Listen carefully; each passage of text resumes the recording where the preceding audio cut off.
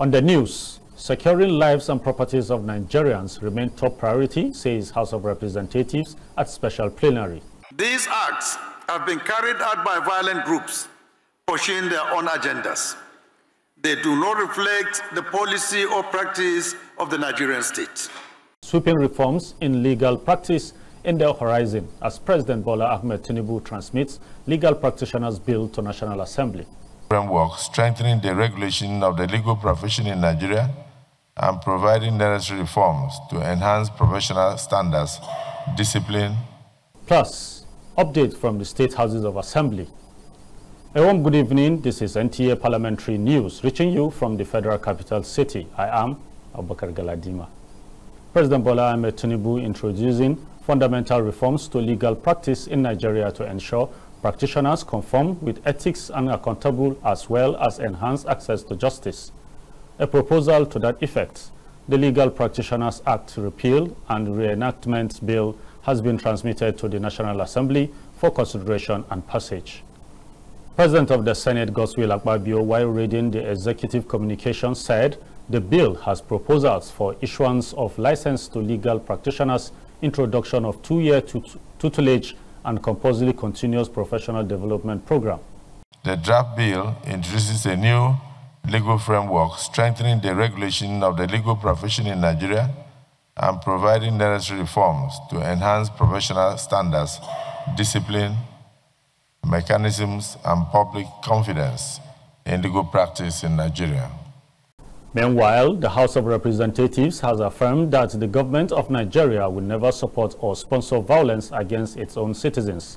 Speaker of the House, Abbas Tajuddin, stated this at a special plenary on national security, convened to debate existing and emerging security challenges facing the country.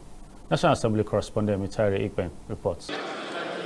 Heightened security challenges in the country, especially recent mass abductions, prompted the House leadership to dedicate this plenary solely to deliberate on national security.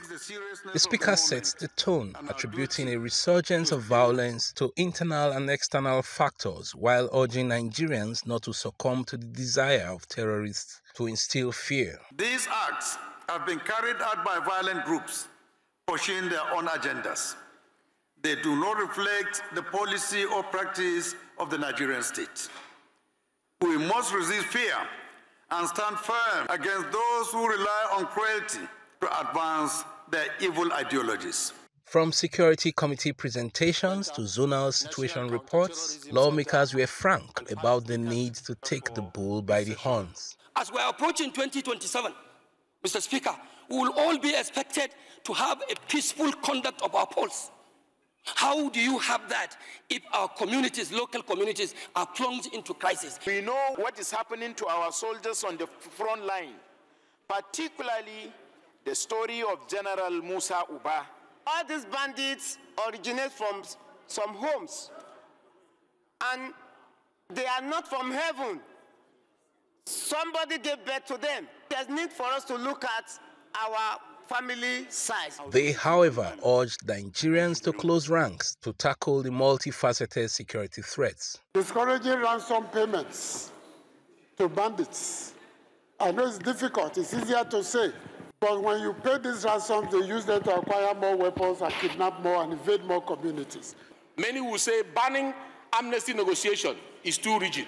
My response, Mr. Speaker, is show me one amnesty deal in Zamfara, Katsina, Sokoto, Southeast, wherever in Nigeria, that has produced lasting peace. We don't have an option than to go back to community policing or state policing. The Nigerian police is currently overstretched, underfunding, underarmed, and underpaid. Our valiant troops continue to battle with constraints and inadequate modern equipment and vehicles, advanced communication, and a manned aerial system, which are essential for effective ground and air operations. Our Nigerian military is not overstretched. The responsibilities of the Nigerian military are overstretched. It is time to restore the police to its rightful place as the first line of internal defense. The House hopes to aggregate the submissions into a unified resolution that will be transmitted to the Executive for action.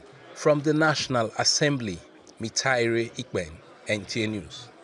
The federal government has been charged to exercise political will to deal decisively with terrorism and all forms of violent extremism using kinetic and non-kinetic measures.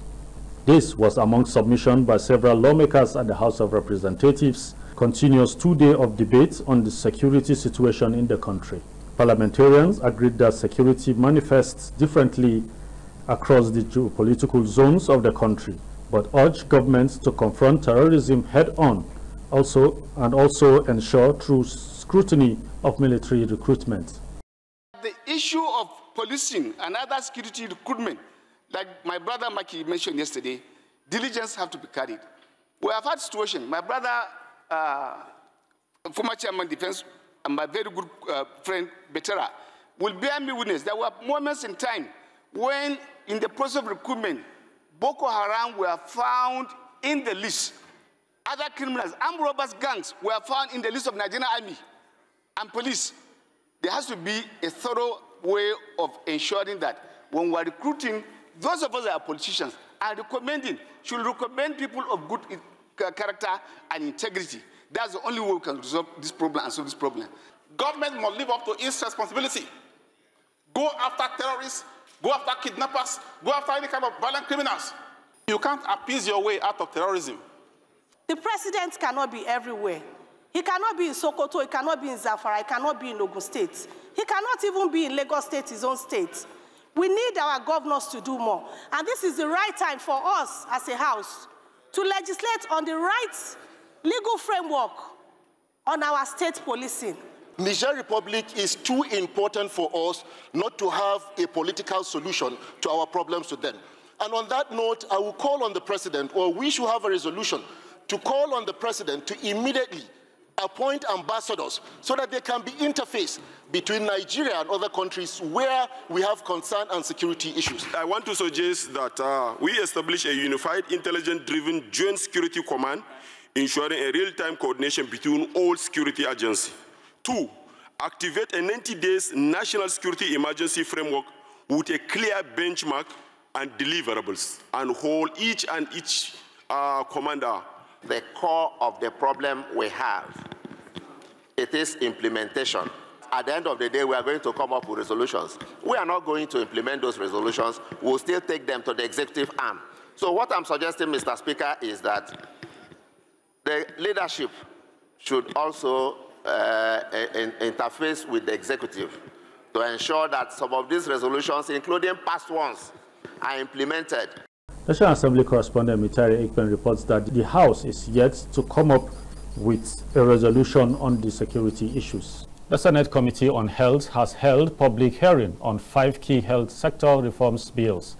Among them is the National Health Act Amendment Bill 2025, a proposal aimed at boosting the basic health care provision fund and strengthening service delivery across the country. Ignatius Nko reports. This proposal. Another round of health sector engagement brought the Senate and the public back to discussions. 5 bills are in the spotlight, each designed to tackle specific concerns in Nigeria's health sector. The Chief Whip of the Senate, Mohammed Tahir Mongono, sets the tone as he delivers a message from the President of the Senate. Underscore our commitment to building a health system that is equitable, accessible, and resilient. At the center of the discussions is the National Health Act No. 8 Amendment Bill that seeks to strengthen the health system by raising basic health care funding from 1% to 2%.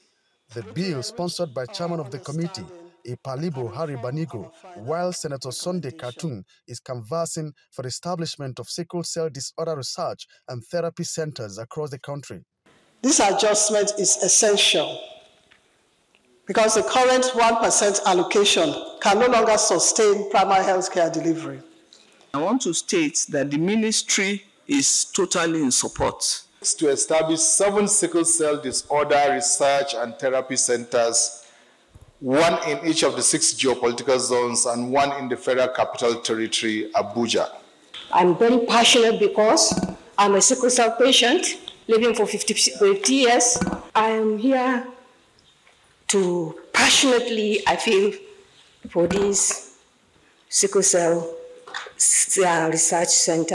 Other bills include the Federal Orthopedic Hospital in Dekina, Kogi State Establishment Bill, sponsored by Senator Jibril Issa, and the National Eye Centers, Boko, in Benue State, and Pushit Mangu in Plateau State, establishment bills, sponsored by Senators Titus Zam and Diket Plank.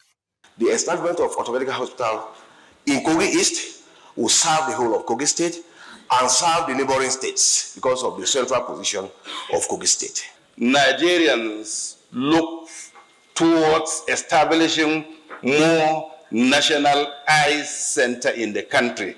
It is expected that these health interventions will close the various gaps existing in the respective specialties under consideration. Ignatius Nkwo, NTA News. Senator Sunday Katung is the sponsor of the Sickle Cell Disorder Research and Therapy Centers Establishment Bill.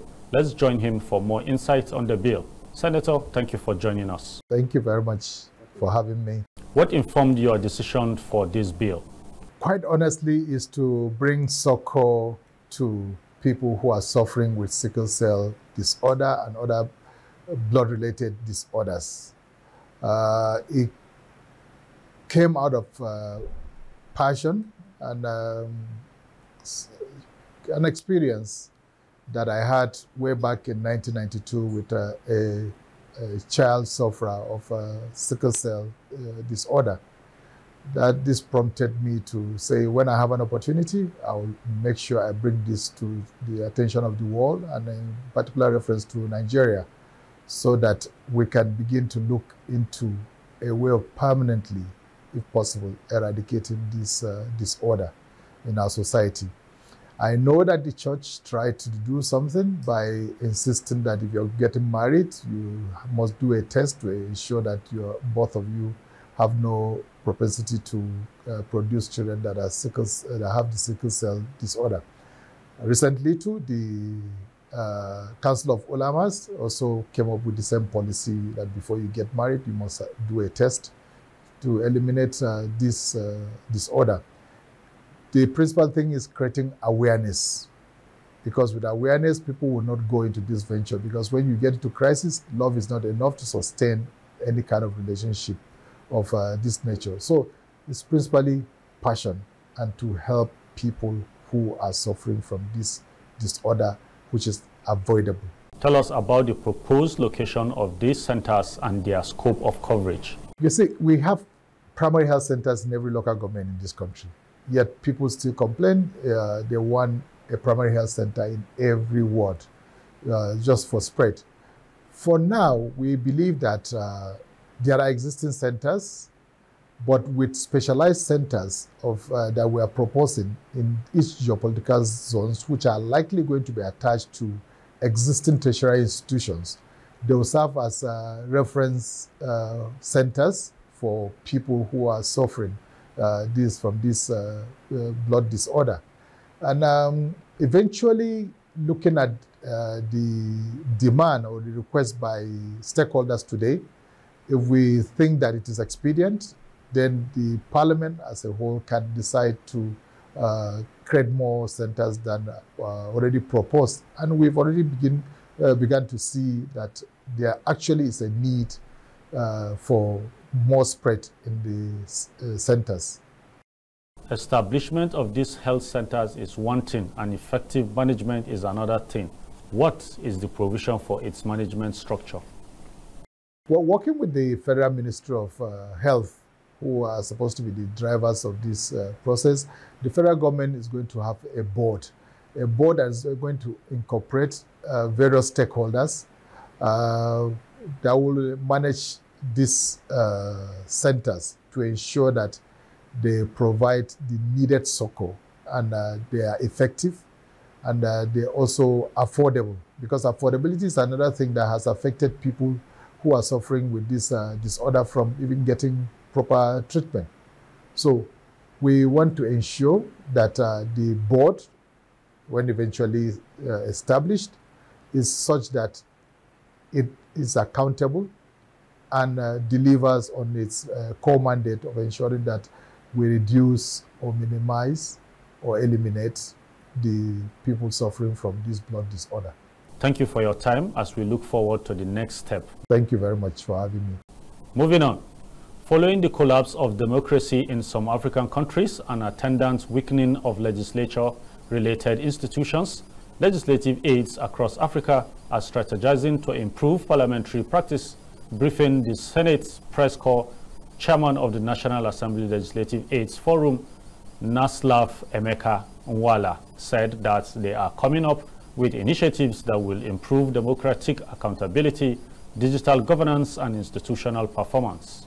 Parliament represents and legitimizes democracy, accelerates national and global development. A strong and effective parliament accordingly impacts positive change in democratic institutions and fosters good governance. These insights underscore the imperative need to retool and empower African legislative aides who are key drivers of parliamentary effectiveness through references and regional integration towards preparing them to transform the parliamentary support systems in Africa. We'll now take a short break. When we return, the news continue. Are you looking for a short channel to make your business, goods and services go viral? Look no further, as NTA Parliament is your short channel. Take advantage of our wider reach and advertise your products and services on NTA Parliament DSTV channel 370, GoTV channel 126, StarTimes channel 306, and Free TV channel 706. For more inquiries, contact the Marketing Department, NTA Parliament, NTA Headquarters Area 11 Garki, Abuja, or call these numbers 080-383-40464 or 080-770-78055. NTA Parliament, strengthening Nigeria's democracy. Welcome back. This is NTA Parliamentary News. The House of Representatives Committee on University Education began its oversight in the Southwest region, cautioning bosses of federal universities against providing false financial record or face punishment. National Assembly correspondent Mohammed Rabiu reports that the committee also observed some infractions in their submissions. This oversight interface with the management of the university is now called to order. The issue of discrepancies in IGR and nominal roll remain major problem in all federal universities visited in the zone. The committee frowned at this trend that must be corrected to align with the provision of the Constitution. Do you have something like a demonstration school, maybe a crèche, primary school, secondary school? Yes, we do. You do? Okay. And you run it like Rotary? Free. They pay? Yes. Please point me which item on the IGR list where it is. Are you a charitable organization? From 4 million in 2023 to 6 million in 2024. Is it part of the line budget? And where are you spending from? Is it from the internal generated revenue, or do you have it in your capital project? Without this kind of exercise, a number of institutions will go off the track, and we don't want to be part of that. At the Federal University of Technology, Akure, the committee identified some errors in the budget line of the university's internally generated revenue and spendings. Person behind this document that we are going through, we ought to have affirmed you so that we can charge you for perjury, for misleading this committee. But we have observed the errors as they have been shown. It's good for us to know what you want and then improve the document. In the submission of the Federal University Oyo Ekiti in Ekiti State, the committee queried the management over some faulty areas. You collected as IGR about 7 billion. and you spent or utilized 4.3 billion. There is a balance of about 2.7 billion that was supposed to be carried forward to 2024, which was not done. So the committee needs an explanation on that. The packaging of our documents has not conformed with the way it should be. Please, kindly take my apology on that. The lawmakers inspected some projects at the university and are expected to continue with the oversight at other federal universities in the zone. Muhammad Rabiu Ali, NTA News. In another development, the Ogun State House of Assembly is calling for urgent revitalization of the Abuja farm settlement situated in Ijebu North local government area of the state. It was established in 1949 to produce oil palm in large quantities for domestic consumption and exports. Yemi Dalemo completes the report. In a motion titled Need to Revamp the Abuja Farms and Comprehensive Review of Farm Settlements Management in Ogun State, member representing Ijebu North 1 State Constituency, Abdulrasheed Kashamu, highlighted the historic significance and economic potentials of Abuja Farms, describing it as a once thriving hub for oil palm, citrus and other agricultural produce. He argued that the immediate rehabilitation of the farm settlement will support the state agricultural development strategies, enhance food production and boost internally generated revenue.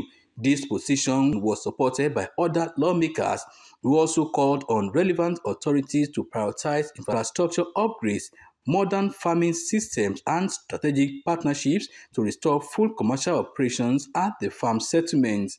Mr. Speaker and distinguished colleagues, now therefore it is proposed that 1. The state government, through the Ministry of Agriculture and Food Security, the State Agricultural Development Corporation, OGSADC, should immediately commence the revitalization of Abuja farms.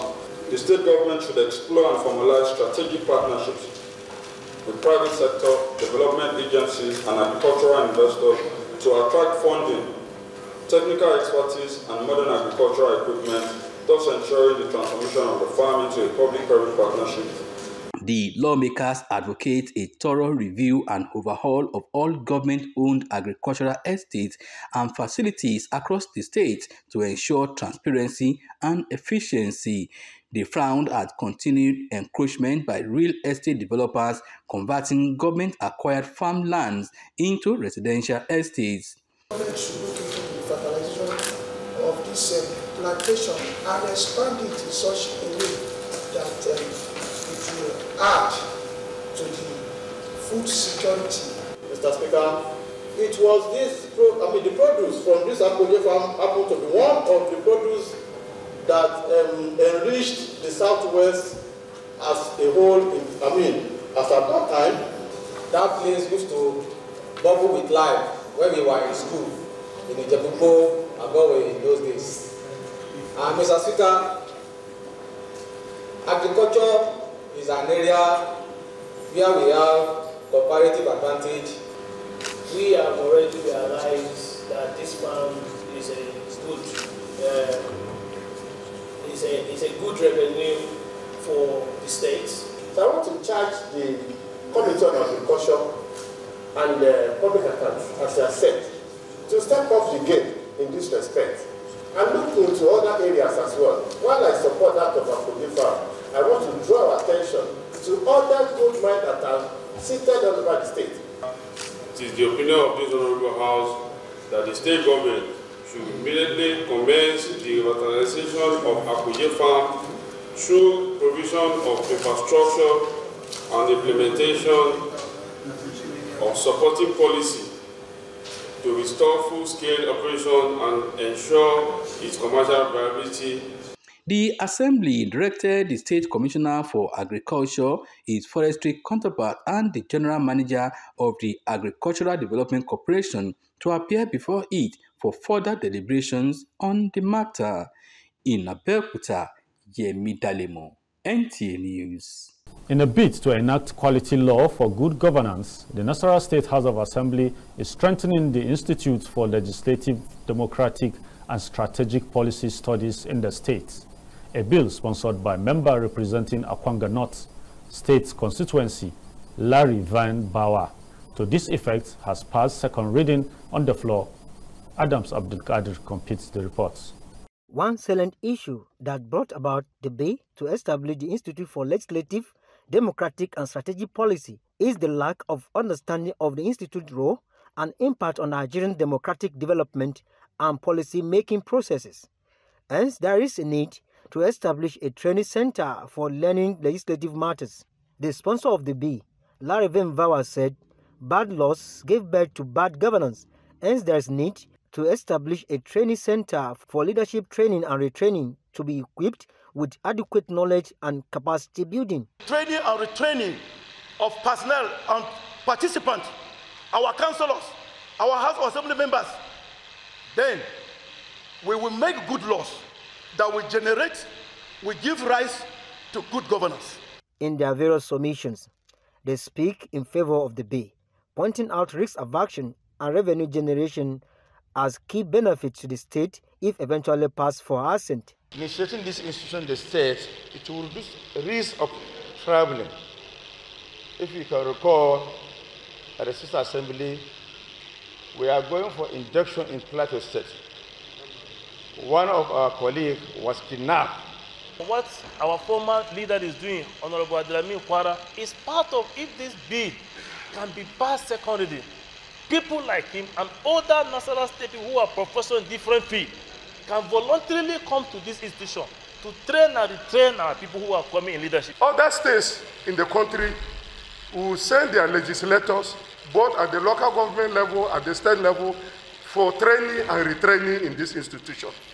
On the supplementary appropriation bill, out of 92.1 billion naira, capital expenditure takes 59.4 billion naira, while recurrent expenditure is at 7.9 billion naira. Presenting the committee's report before the House, Chairman, House Committee on Finance and Appropriation, Hudu Alhaji Hudu, acknowledged the executive for following the budget to the letter and meeting the budget revenue generation projection, but he observed a delay in the submission of the supplementary budget. Speaker, National State House of Assembly Danladi Jatto, appreciated the committee for their quick and timely response despite the tight schedule. From the State House of Assembly, Adams Abdulkadir, NTA News. Remember to follow our social media handles displayed on the screen for more news and other programs. On behalf of the production team, thank you for watching. I am Abubakar Galadima. Have a good evening.